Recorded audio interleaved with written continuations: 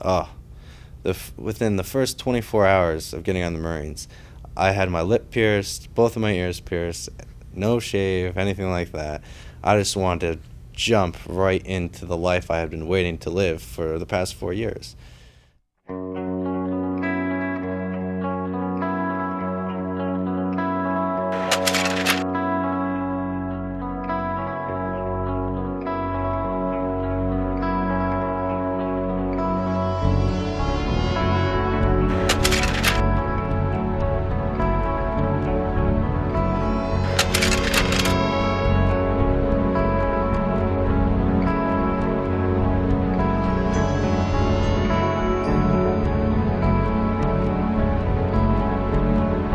The only thing I killed in Iraq was a dog. I think about the dog sometimes.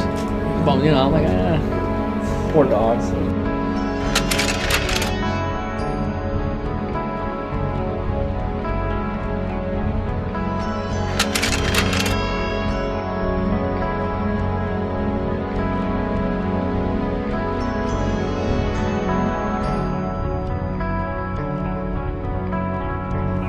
Come on, I'm supposed to look professional. What the hell? So should I talk like this? Alright, hold on.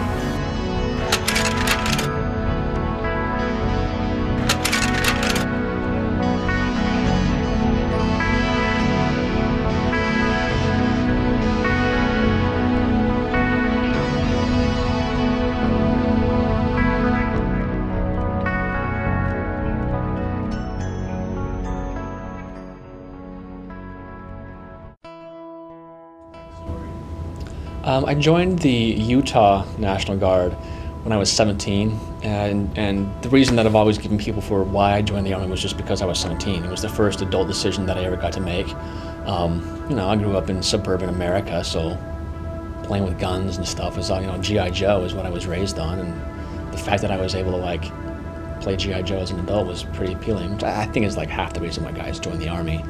So yeah, I turned 17 and I signed right up. Kind of a family tradition. Overall, I didn't want to go to college at the time. I had no interest in that. 9/11 happened, and I guess that's a reason why a lot of guys joined. But I always liked to help people and I would say fight, yeah. So combine the two, and then you got a Marine. Yeah, they weren't real keen on it. I hadn't really had family in the military since the Civil War. And then, like any parent, once I was set to be deployed to Iraq, they were really not in love with that idea. My mom, I'm sure, like every mom, worried like hell for a year and a half. I would say I wanted to say goodbye and spend a little time with my family, have a couple parties, get laid, that kind of thing. Stuff you're not going to be doing for a while. And I'm glad that I did everything that I did before I left, too.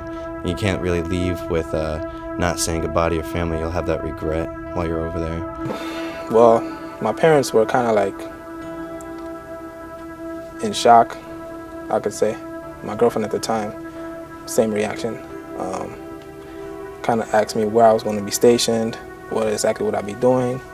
Things like that I couldn't really answer. Not because I didn't know, but because I really couldn't talk about it.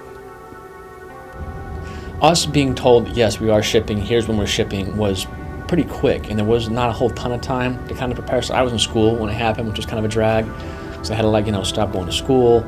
But there was just if I die, I want my sister to take care of my computers, and my brother can have my comic books, and burn the rest, whatever. There's not a whole lot of preparation really. Doing some training over in California was a lot of fun because right towards the end of it, I think it was Dierks Bentley came over, country singer, came over to play for us at the football field. And they also had Marines from Iwo Jima there. And that was just amazing to see guys that fought in World War II. And I sat down, talked to a corpsman from the Navy and a grunt or an infantryman from the Marines, and had a great old time. And it was so weird that I was giving them all my respect, but right at the same time, they were giving me times 10 more respect.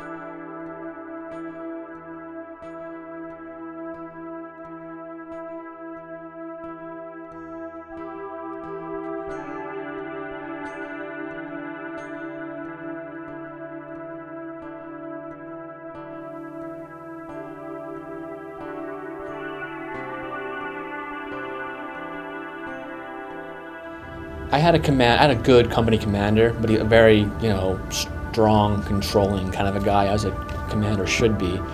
And a lot of the stuff that I wrote was, kind of pointing out the humor, the irony, the absurdity of doing things like training in negative 15-degree temperatures and then going to, Mesopotamia where it's hot as hell. And so that kind of theme was very common with a lot of the things that I wrote, and my commander just didn't have a whole lot of sense of humor about his precious mission. So I think, I've always maintained that it's kind of was more the tone and the content of my blog posts that really rubbed my command the wrong way.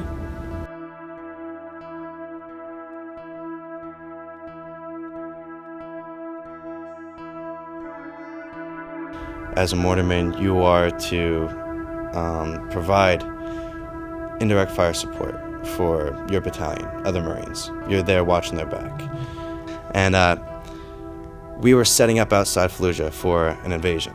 We gave the people in Fallujah 24 hours to vacate. As we were setting up, we got ambushed. And I can't really mention any names. My lieutenant had us retreat. And that would be the only regret I had. I was in a pit, ready to charge forward, just by myself. I didn't care. I've been waiting for action for months now, and I knew if I went, other Marines would have followed me. But I was so disciplined in obeying direct orders that I pulled back with the rest of the guys and never had my chance to do that. That's the only thing I think about when I go to sleep sometimes.